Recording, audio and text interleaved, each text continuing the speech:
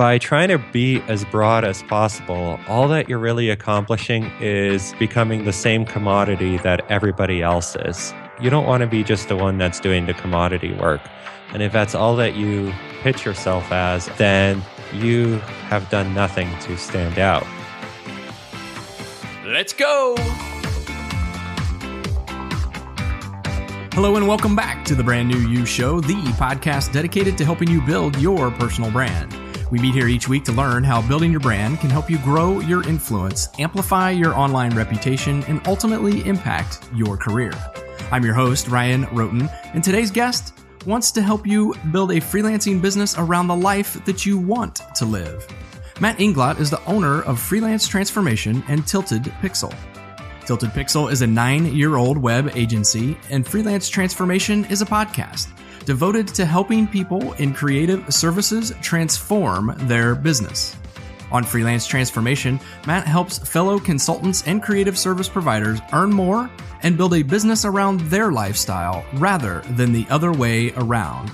Matt, it is my pleasure to welcome you to the Brand New You Show. And it's my pleasure to be here, Ryan. Well, before we get started, I do need to say a special word of thanks to Danny Flood for introducing the two of us. Yeah, Danny's a cool dude. That always leads to the question I have to ask. How did you meet Danny? I am 90% sure we met through Facebook, actually. Oh, okay. Yeah. So you've never met in person then? No, we haven't. I hope that opportunity comes around. But one of the cool things about the internet and online and tools like Facebook, which are so easy to dismiss as, people just post pictures of their babies and parties, but Facebook's actually an incredible networking tool. And I think what happened was Danny and I must have been part of the same Facebook group, which is where a lot of the networking happens, is different Facebook groups.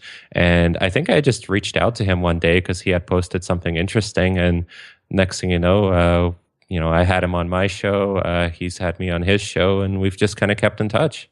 Okay. Awesome. Yeah. I've not met Danny face to face either, but same type of thing with him. He's just a really personable guy, and I do appreciate him putting you and I in touch. Yeah, definitely.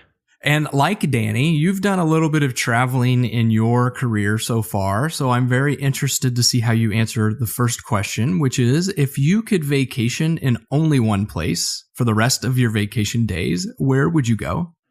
That's a tough one, because the percentage of a world that I've seen versus the percentage of a world that I haven't is so broad. But if I'm vacationing, meaning I still get to live where I live right now, because I live close to the mountains, so there's great rock climbing and skiing, and all of that is taken care of, then I would probably want to vacation somewhere in Europe. And if you're going to force my hand, then I'm going to say Poland, okay. Because that's where I'm originally from. That's where I proposed to my wife, and I've got family and everything there. And it's also a beautiful country, and one that gets often overlooked when picking places to travel, but it's an amazing place, and the exchange rate on the currency is extremely favorable. Okay, you're right. Poland has not been mentioned yet.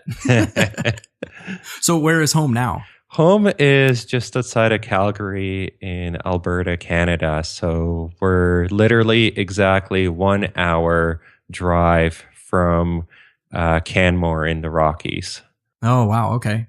So you are up in a really beautiful area then. Yeah, absolutely. I mean, I have a view of the mountains from my window, and that we moved here last year, and the mountains were kind of one of the main reasons for that move. Is that's just kind of our calling. That's awesome. That's awesome. I like the mountains too. We tend to go to Colorado every few years for no other reason than so Dad can see the mountains. That is a very good reason. All right, Matt. So you got started with your career just like a lot of us do. You were going to college. You actually took the extra step that some of us don't do when we're in college, and you got a quote unquote real world job where you were working part-time doing some marketing for a virtual reality company. But at we'll say a young age, you also got a real taste of what the real world can be like. So can you tell us a little bit about what happened? Yeah, absolutely. So at the, I don't know exactly how old I was at this point, but probably about 20 years old. I did have a part-time job, 20 hours a week, working for a virtual reality startup while at the same time going to school. And I got my first dose of reality when 2 months after having moved out of my parents' house and paying my own way for everything, my food, my beer, my tuition, my rent, that was all being paid by me in my job. Because, I mean, I was working for a startup, it was good money. And then I come in 2 months into the job and everything's kind of dark and the mood is very somber inside. And I go to log into my computer and my password doesn't work. Hmm. And so, I mentioned it to my manager, hey, something's wrong with my computer. And it turns out that they laid off a third of a company, including me. Wow. Wow. That's not virtual reality. That was reality. That was a bitter, harsh reality. And it's only by the skin of my teeth that I made it through that, because I was lucky enough to get a line of credit from the bank on the strength of having that job. And I had only gotten that line of credit as a just in case a month before that. Without it, I would have been pooched. Wow. Wow. So you come into work, work says, sorry, your services are no longer needed. You still need to pay for tuition, rent, books, beer, and we won't talk about the percentages of the money that gets divided up into those pies. But, so you have this line of credit, but that line of credit, I'm sure, is not infinite. What did you do to kind of pick yourself back up and get started again? Yeah, so the line of credit was definitely very finite. Luckily, as a student, you also get very good at living cheap. But of course, money really did need to come in. So I went full force with starting a web agency. That's something that I was doing on the side, but I started taking more seriously and actually went out and got my clients and started building websites for people, because it was either that or, I mean, realistically, I wasn't going to find another startup job. So I was going to be working some sort of student, typical job. And I really didn't want to do that. So I ran full force with my business and I did manage to get clients, and it was just all hustle at the beginning. Every single person that I met for more than like 2 minutes would find out that I built websites. I would just make sure that happened. And through that kind of initial expenditure of energy, I managed to get some clients, and I managed to get paid what felt like a lot of money when I was a student. Looking back, I was undercharging dramatically, but that's okay. I've learned since.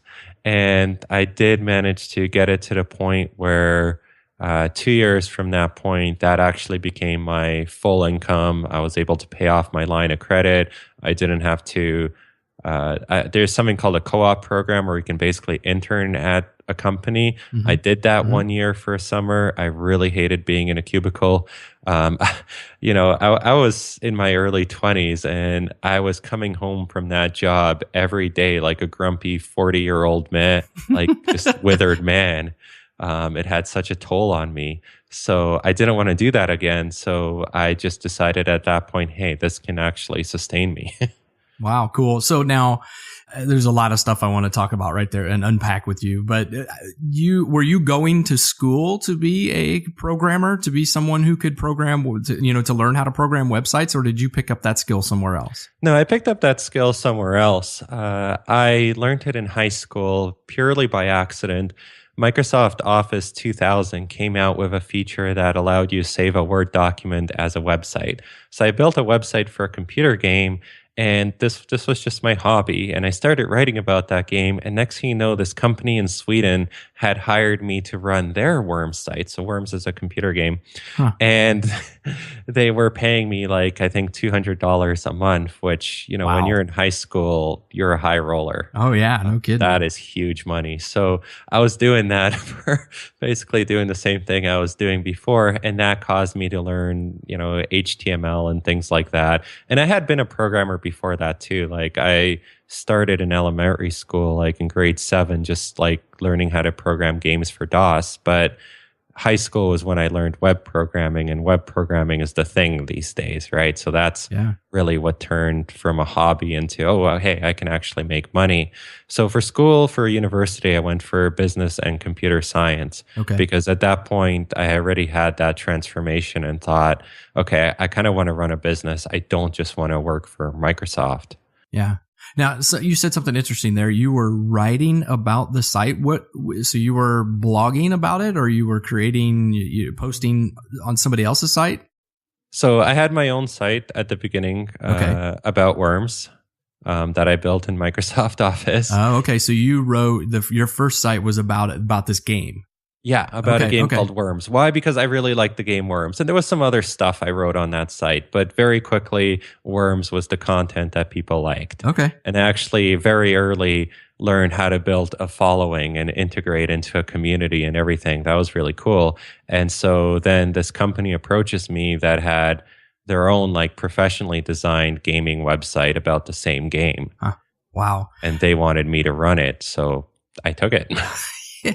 It's amazing how things like that work, right? So you built something, then you started putting out content about it, and other people took notice. In this case, it just happened that the creator of the game took notice, and you became a quote unquote wealthy teenager. Yeah, exactly. Well, I could afford to buy my lunch every day, and I could buy myself a computer. I mean, what more could you possibly need? So now let's fast forward back to college. So you start this web agency again, and I assume that the web agency we're referring to now is Tilted Pixel. Yes, exactly. That's the thing. It's actually been 10 years now that I've been running it. Wow. That just recently changed, and yeah, I mean that all started back in university, or I guess college for Americans. When you were building this business, you said earlier that, if we talked longer than 2 minutes, you would know. Did you have any apprehensions or fears about telling people that you had this business, or were you just in a situation where, I got to pay for stuff, so I need a job and I'm going to tell as many people as I can? It's a bit of both. I'm naturally an introverted person, and early college was not exactly a point where I had really honed my social skills. So the thought of meeting new people and talking to them was actually terrifying. But because university is a great place in the sense that there's a lot of events that you get connected to. Mine had like an entrepreneurship center, so that was connected back into the community, so you could meet business people and things like that. So I took advantage of all that stuff, and I just kind of forced my way through it. So I had a lot of awkward conversations and a lot of inability to make small talk, which I did eventually learn. But along the way, I mean, I did meet people that ultimately did want a website. In fact, at one point, I had walked into a store and I started chatting up with the owner. And when I left, I had bought like $40 worth of his goods, and he had written me a check for $700 something to build a website for him. Wow. That's awesome. And it just goes to show too that even if you're apprehensive to put yourself out there, you need to, because you never know what could happen. Yeah, exactly. And the reality is it's going to be tough if you're not a naturally social person. But the cool thing is, I mean, we're human beings. We learn through practice and experience. Yeah. And if you do that enough times, you might end up 10 years later with a business called Tilted Pixel. So can you tell us, what is Tilted Pixel? What do you do on a day-to-day basis? So Tilted Pixel is a web agency, which is a wording I learned very late in the game that pays a lot more than calling yourself a freelancer. But ultimately, I mean, it is a very small company. It's myself and a few people I have on contract, and we build amazing websites that convert visitors into customers. So we specifically focus either on e-commerce or people that are building a website that needs to generate leads. And I used to, and that's still very broad positioning, but that's a lot tighter than when I started. When I started, if you had a pulse and you needed a website, then I was your person. Okay. Now you said a small company, and it sounds like it's a virtual company, but that wasn't always the case with this company, right? You actually had a brick and mortar business, for lack of a better term, right? Yeah, exactly. And that's maybe one of the downsides of having started so early because I had a poor grasp of the layout of the business world and what it meant to be a business. So a lot of that came from the media or it came from the startup culture because the city I was living in was very startup driven. It was basically Canada's little miniature Silicon Valley. So the only business that I understood was the type of business that gets office space, gets lots of employees, and does nothing but grow, grow, grow, right? Growth is the mantra, not even profits. So I wanted to build a really big web agency because I thought that's what you were supposed to do. I identified as an entrepreneur and therefore I needed to build this big agency and it needed to have employees, it needed to have office space. And that's what I built while still in university to the point where I went from one office space to a bigger office space and spent a lot of money along the way. But that was honestly killing me because I discovered a few things. One, I did all that stuff before I had really worked out the agency business model. So I was making common mistakes like undercharging massively. And as I kind of alluded to, being willing to take on any type of project instead of figuring out who my ideal clients are. And then I had a lot of fixed overheads. I had very variable expenses because I didn't know how to turn a client into long-term revenue. So we'd build a website for $5,000 and the client would move on and that would be it, which is problematic. And I had very, very fixed expenses. So it was the traditional feast or famine. 1 month you could have a lot of money coming in, and then the next 3 months you could have very little money coming in, and that's problematic when you have a lot of fixed expenses. So I ended up working very hard to keep all of that running. Sometimes it was literally 18-hour days. I wasn't really sleeping anymore.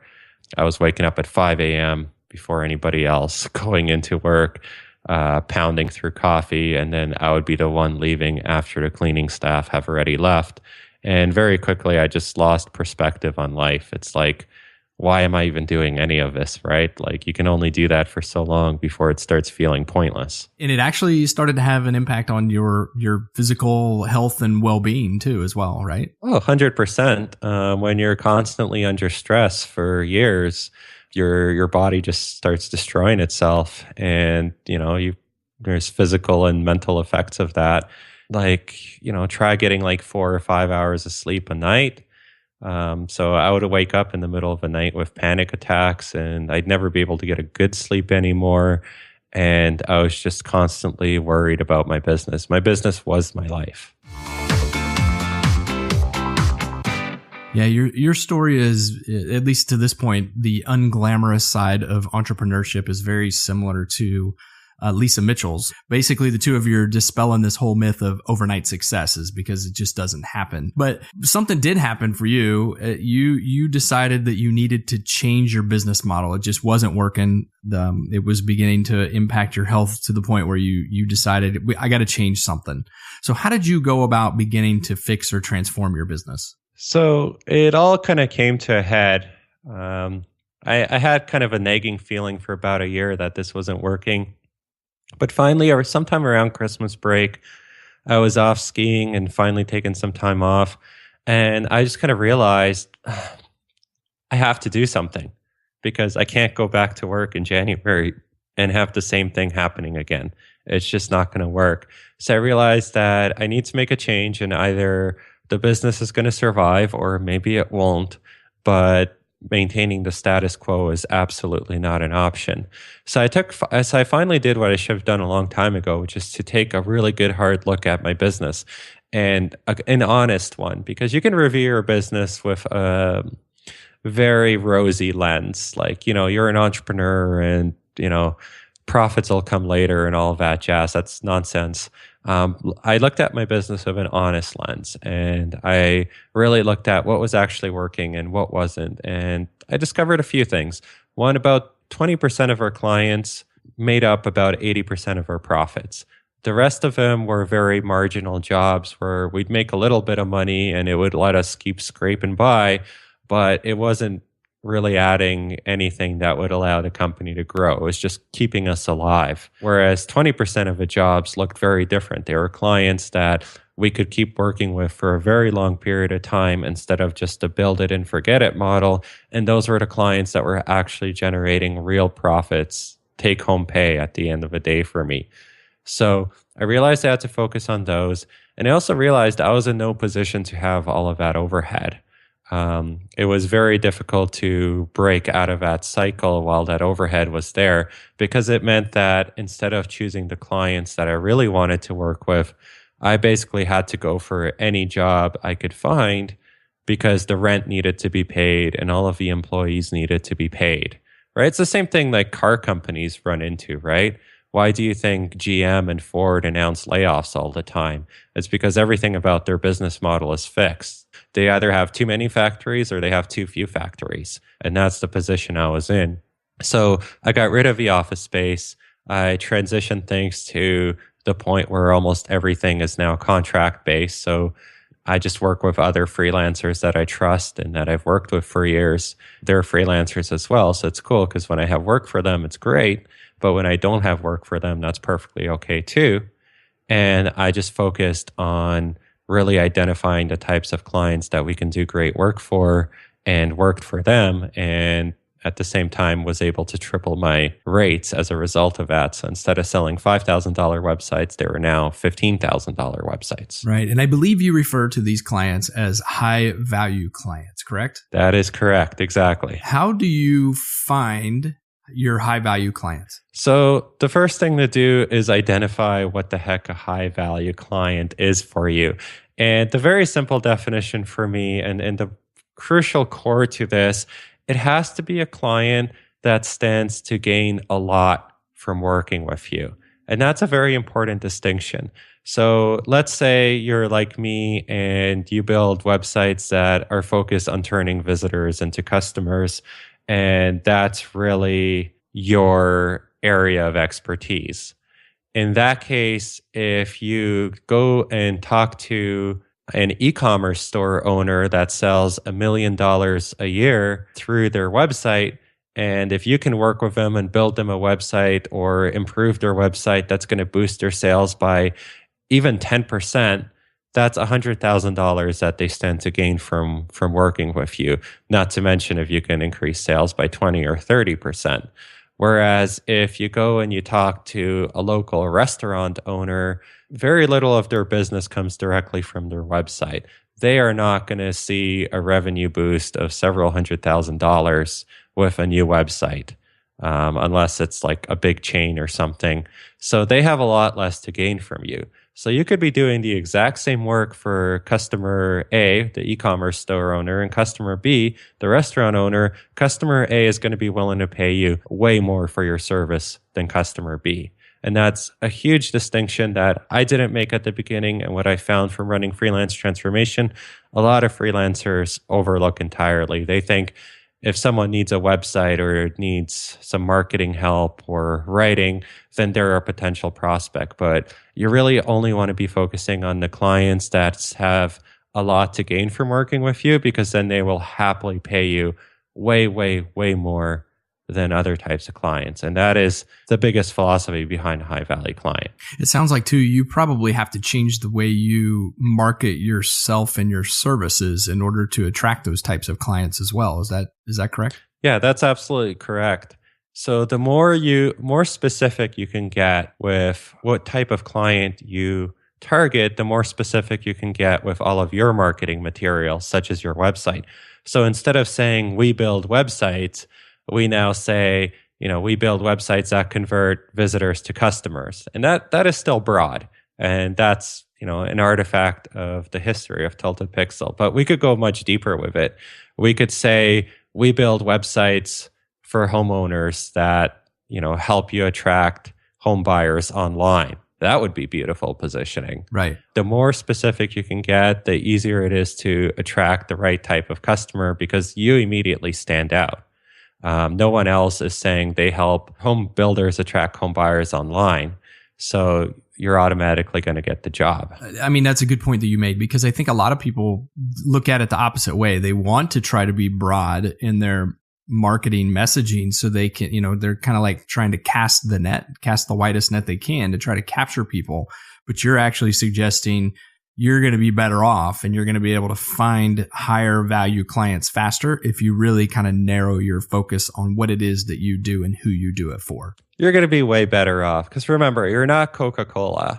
You're not trying to capture 50% of the world's cola market. You don't need to be broad. As a freelancer, even if you have an agency for that matter, even a big agency, you really only need a handful of clients a year. And if you're a big agency, maybe you need, 50 clients a year if you're really big. You're not talking about taking over the world here. So by trying to be as broad as possible, all that you're really accomplishing is you are becoming the same commodity that everybody else is. If someone's looking for a website designer, there's one in every block. And if that's all that you pitch yourself as is a website designer that can work for anybody, then you have done nothing to stand out. Whereas if you just specialize, if you go narrow, then very quickly you can create your own little island where there's no competitors or very few competitors and just stake that into the ground. And suddenly you're attracting your ideal client who can actually pay you, and you're the natural choice for that ideal client. Let's assume that there are people listening today that really would like to go out and start their own consulting business, but they're afraid of the unknown. They're afraid that they're going to get nothing but bad clients. They're afraid that they're not going to be able to provide for their family if they decide to jump in and, make the leap instead of leaning in like Danny Flood and I talked about. What advice would you give to those people to get them started to say, it's okay, you can do it, but here's one of the things you need to start with to at least be able to alleviate some of the mind games that our heads tend to play with us? Yeah, definitely. So there's really two parts to that. One is the mind game. I mean, it's like you mentioned, there's a lot of fear that comes with heading out on your own. And then the second part is, well, what the heck do you do to actually be successful? Because telling yourself I can do it is frankly not good enough. So to deal with the fear, you really have some options when you're starting out. You don't have to attack this as a full-time gig right away. There's a lot of people that picture dramatically storming out of the office, giving their boss their resignation letter, and becoming a freelancer overnight. I mean, that's an option, and that can actually work if you've taken the time to build up some connections at the beginning. But I'd say that's probably not a wise idea. A much smarter plan is to start attracting clients and just moonlighting and just accept that, you're going to be working some weekends and evenings for a while, but it's going to let you dip your toes in the water and build up a client base before you take that leap. And you also have to realize with fear, and this is something that I learned from Tim Ferriss, is that very few decisions are truly irreversible. So if you do want to go and give your boss a resignation letter and storm out, that's fine. Take a look at what the worst possible scenario that can come out of that is, and really write it down and just go, what if? So, okay, so I quit my job and I'm going to start my freelancing business. What if it doesn't work out? Well, I'm going to start running out of money. Well, what happens if that happens? Well, I'm going to have to use my line of credit. Well, what happens if that happens? Well, it depends how far you want to go with it. I might have to borrow money from friends or something. But at some point, you're going to come to the conclusion, well, okay, worst that happens is I'm going to go out of business. And then I'm going to have to get a job again. Well, that's fine. You've already had a job. You know how to get a job. So you're just going to go back to employment. I can't really think of too many of any examples of people that have quit their jobs, gone freelancing, and then never been employable again. that just doesn't really seem to be something that happens. Yeah, I would think too, and that's a very similar path to what Lisa Mitchell did. She started her business didn't work out. She went back into full-time employment. I wonder though, is if there's an ego thing with folks that strike out on their own and then they have to go back into the workforce if that messes with their minds and it prevents them from moving forward too. It could be. I'm not someone that's done that. I've met people that have done that, and I can't get inside their heads, but they seem to be doing just fine. It's tough because I think at some point it comes down to your own outlook on life and your own personal character. You have a choice to make if this doesn't work out. You can choose to use it as a learning opportunity and use it as a positive thing for your employer because you've probably gained a ton of experience and knowledge that you would not have done shuffling more papers at your job. Or you can just decide, well, I'm going to be a sore loser about it. And whichever path you take, those are going to be the results that you get. Yeah, I'm glad you pointed that out too, because I was thinking it right as you started saying it, which is some employers would probably look at it as exactly like you said, that you went out and you took some initiative and you gained a whole bunch of skills that you wouldn't have gotten elsewhere. Yeah, absolutely. Like if I did decide to go back into the corporate workforce, now I know how to sell to clients. Now I know how to figure out what it is that they're actually struggling with in their business. I know a ton about business communication. I know a ton about networking. I have learned how, probably 100 plus businesses work on the inside. So there's just a ton of knowledge that I've picked up and experience. So I think it would be very valuable if I went back. I just don't want to.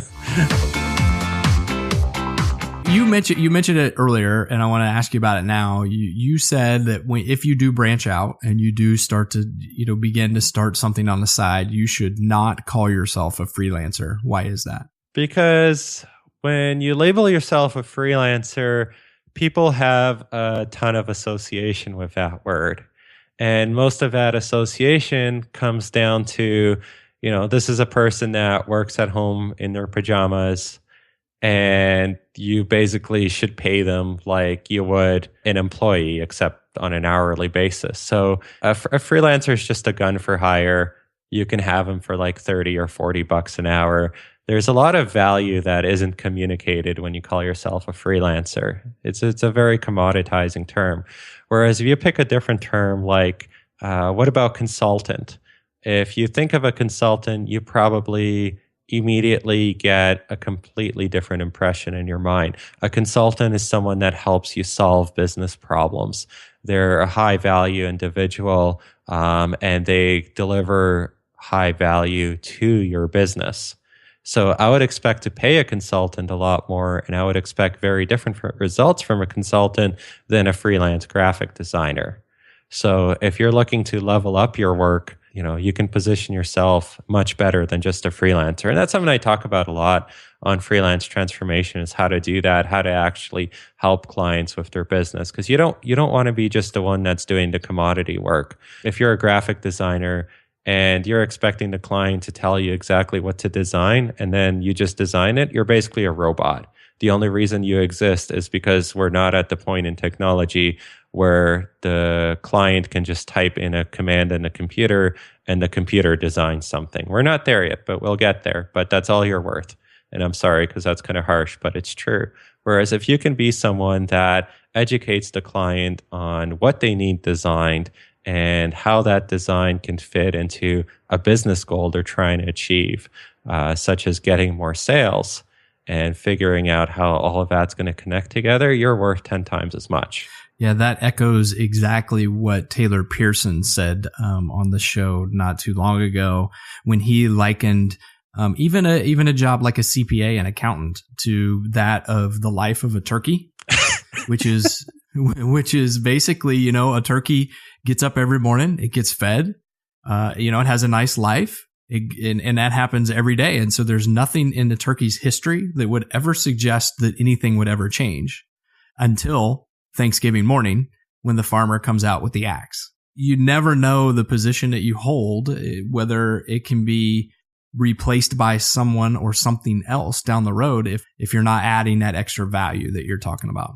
Yeah, that is a beautiful example. And that kind of hits to the heart of it, I think, because a lot of people, when they transition from being an employee to a freelancer, they still think of themselves as an employee. They're still waiting for that order to be given to them instead of being the proactive one that tells the client what needs to be done. Yeah, and I think that's a big mindset issue. I think a lot, because a lot of people go to school and the whole school system, the whole education system is designed to teach us to be employees. Oh, 100%. It's not designed to teach. There's no school you can go to say, this is how you start Tilted Pixel without starting it. Yeah, exactly. So now you mentioned Freelance Transformation, your podcast. So can you give us a little bit of information? You kind of touched on it. Give us a little bit more information about the podcast and when does it come out? Freelance Transformation is my project to help freelancers live the kind of life that they want to live, be successful at freelancing,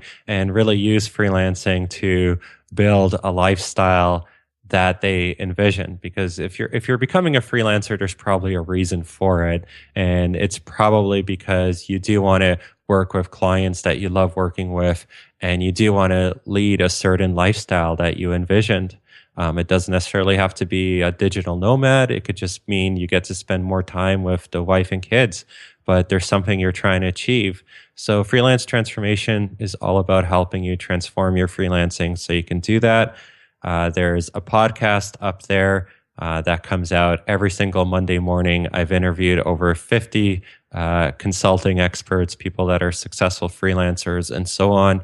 And again, there's a new episode every Monday. And what I can do for your listeners as well, because it sounds like there's listeners to your podcast that are considering freelancing as a route and making that jump, is I'll put together a special bonus links page specifically for your listeners. Wow, cool. And let's make that freelancetransformation.com/brand new you. Awesome. Thank you very much. Very happy to do it. So your podcast also has a pretty famous person in the podcaster space associated with it because you are a featured case study with John Lee Dumas's Podcaster Paradise, correct? Yeah, exactly. If you ever take John Lee Dumas's free podcast course, my launch of Freelance Transformation is up there as one of the case study videos. It's kind of cool. Yeah, it is cool. So tell me about that. How'd that whole thing come about? I mean, did you reach out to John? Did John reach out to you? How did, because launching a podcast is not super easy, but you did it well enough to capture his attention. Yeah, and part of it is like everything else in social media is timing. I'm part of his Podcaster's Paradise course because, of course, I did want to launch my podcast right, and I felt like that course was my answer to that. And so there is a private Facebook group where everybody shares their podcasting challenges and tips and just how we're all doing. And at some point, I posted about my launch, and that turned into John wanting to feature it on the Podcaster's Paradise course system, and I guess in his free course as well. That's pretty cool. And for those who may not know, John Lee Dumas runs the very, very popular Entrepreneur on Fire podcast, which is a good one. If nobody's checked that out, please do so. He has put out over 1,000 shows now, which is still mind-boggling for me. I don't know what you think about that, Matt, but I think I'm 60 plus in now, and I'm thinking, holy cow, he's got 1,000. Yeah, what John has done with Entrepreneur on Fire is nothing short of incredibly impressive. And I think if you ever want an example of someone that just executes so well and focuses on what's really important for growing his business, then John is just such an amazing example of that.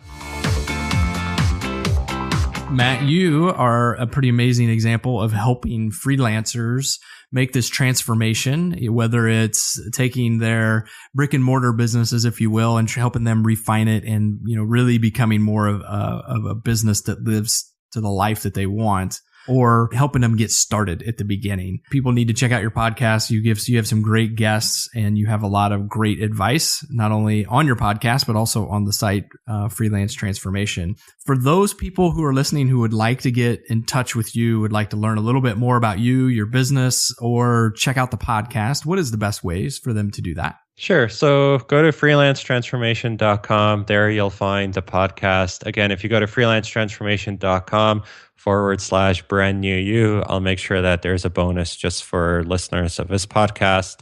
And then if you want to connect with me, that's awesome. I like Twitter a lot. Twitter's done some good things for me. And my Twitter handle is just my name, Matt Inglot, MATTINGLOT. Awesome. Matt, any final thoughts you'd like to pass along to anybody that's listening today? I'd say if you want to be a freelancer, that's great. You don't have to do it by just quitting your job suddenly. You can start by just finding your clients and then transitioning out of work as is necessary. And just don't make a lot of the same mistakes that I did. The reason it took me a long time to get to where I am is because I didn't have anyone else to help me. I wasn't really listening to any resources on freelancing. At that point, there wasn't even that many resources. I was just trying to wing it by myself. And the best thing you can do is learn from others, whether that's online resources or, hey, talk to some successful freelancers that are in the position that you want to be in, and take the time to learn from them. I could have saved myself years of trouble if I had bothered to take a few more of the right people out for coffee and listen to their advice. Well, Matt, I do appreciate you taking time out of your day to talk to me today. And if I am ever up in your neck of the woods, I would definitely like to take you out for a cup of coffee. I would like that very much. Thanks so much, Ryan. So what about you? Are you considering freelancing? Consulting as a career option? If so, you really need to follow Matt. Both his podcast and the accompanying blog are full of actionable tips and information that you can use to help you make that transition. For those of you who are already consulting or running your own business, when was the last time you took an honest look at your business? Do you know who your high-value clients are? Matt has put together a great bonus package for you today, including a guide to help you find your high-value clients. Check it out at freelancetransformation.com/brand new you. Thank you, Matt, for sharing your story, experiences, and wisdom with us today. And for you, the listener, as always, thank you for tuning in. You are my high-value clients. If you're new to the show, or even if you're a longtime listener, remember this is a podcast, which means you can subscribe to the show and have each week's episode delivered right to your favorite phone or podcast catcher. That wraps us up for today. The show notes can all be found on the website at ryanroten.com/Matt Inglot. And don't forget to visit freelancetransformation.com/brand new you. Until next week, I've been Ryan, and I'm out. Today's show was edited and produced by Ryan Roten.